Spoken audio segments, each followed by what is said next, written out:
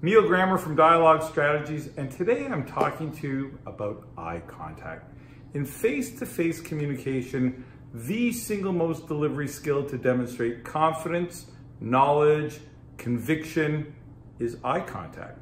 And what I find interesting today versus 20 years ago is that's a skill that is becoming increasingly more difficult to master, possibly because it's our addiction to looking at screens all the time, but truly engaging people in a meaningful way is a key differentiator when you're trying to demonstrate credibility amongst your peers, amongst your competitors.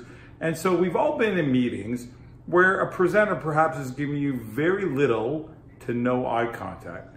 And when I ask people, what's your impression of that person? The typical response is, that person looked really nervous. That person looked like they weren't sure what they were talking about. That person looked like they didn't believe in what they were saying. And probably the worst impression little to no eye contact can make is, I didn't really believe that person. Because in most businesses or personal relationships, trust is an absolutely essential element. If there's a perception that you aren't giving a person the complete and honest truth just because you're not comfortable with giving them eye contact, I can't think of anything that could be more gut-wrenching and heartbreaking, quite frankly, especially when you do believe in what you're saying. On the flip side, there's something that I see happening and I call it too much eye contact. And you might think that's pretty unusual, but I do see it. And here's the problem with too much eye contact. One is it creates a lot of discomfort. And two is it creates a lot of unease amongst the people who aren't getting the eye contact. So why would I even mention too much eye contact? I see it happening in two instances.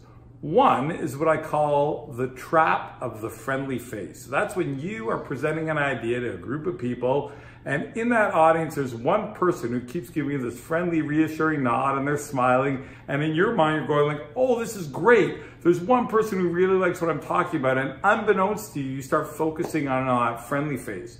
Well, the poor friendly face, here's what they're doing. Please stop looking at me, because it's getting really uncomfortable. And as I mentioned earlier, the other people in the group, you've alienated them because you haven't looked at them once. Here's a second instance where I see too much eye contact manifesting itself. I call it the trap of the decision maker. That's where you, the presenter, are focusing on that person who you think is the most important person or the decision maker. And if you can convince him or her, then you're good to go. So you spend all your time focusing your attention on that individual.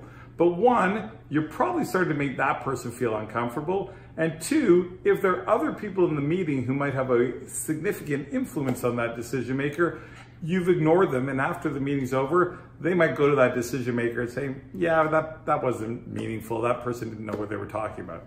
So eye contact is what I call the ultimate democracy. In other words, in a meeting with multiple people, everyone has to get it.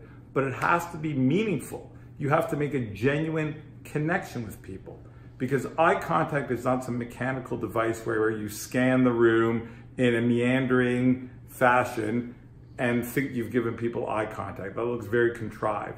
Real eye contact is where at any given point in your meeting, you are literally having a one-on-one conversation.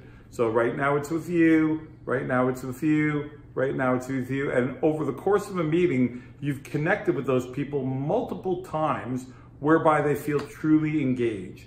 So it is a really difficult skill to master. Some people are naturally comfortable with it, some are not.